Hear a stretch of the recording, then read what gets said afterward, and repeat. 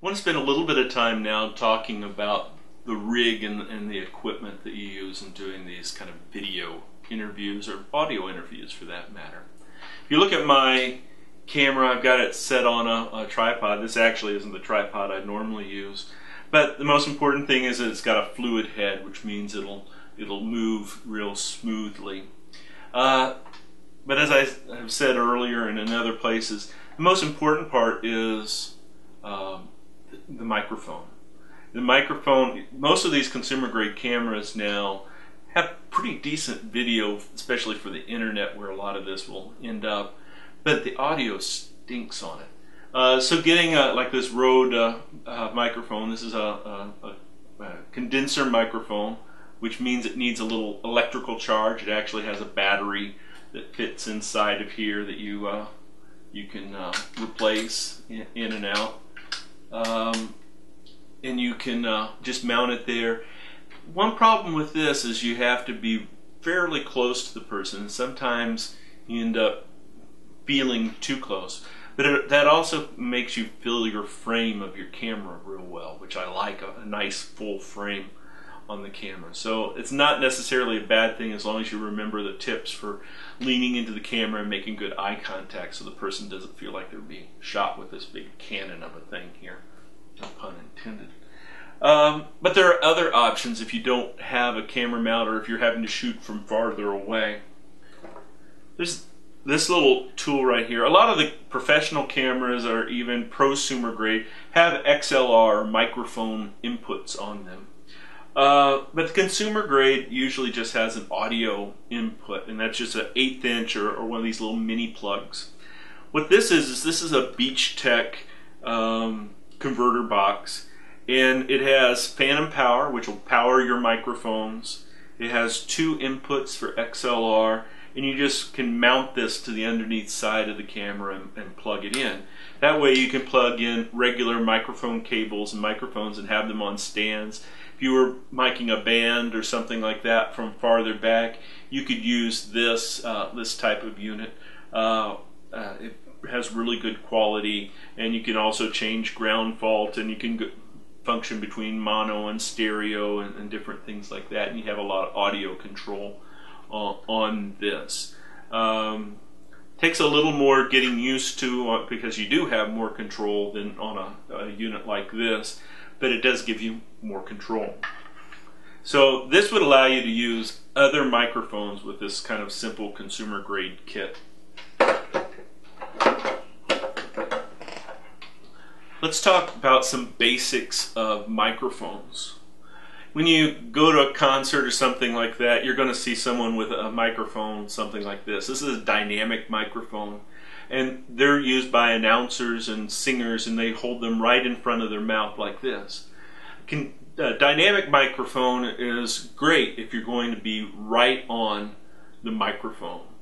Now, if you start moving it away, it's going to get lighter and lighter in sound, and it's not going to pick up as much.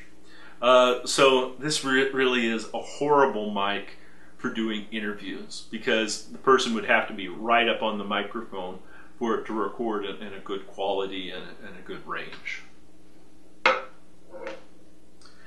Then there are condenser microphones. Here are 2 different types of condenser microphones that are basically like this, but it's not mounted on the camera.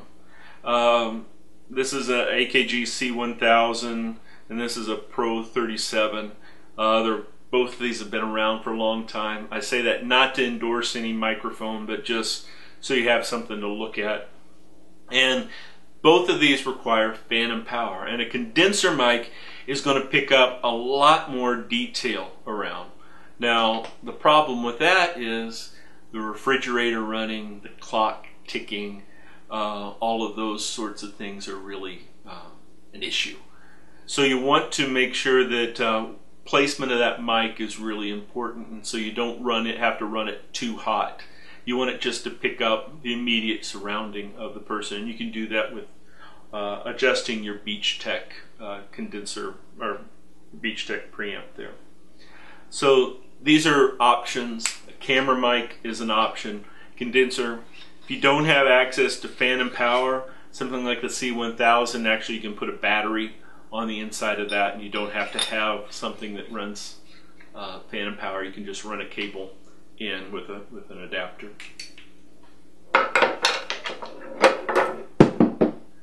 Dynamic mics are really resilient. That's another great thing about them.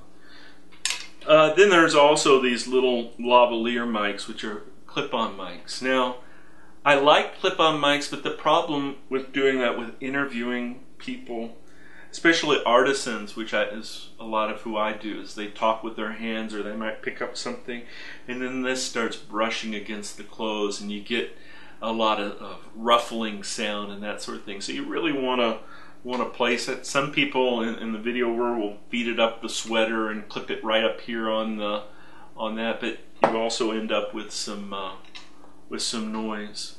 Going with that, keeping it simple, I almost always use a simple little microphone like this mounted on the camera. For wind noise, you need to have a little pet gerbil like this one right here.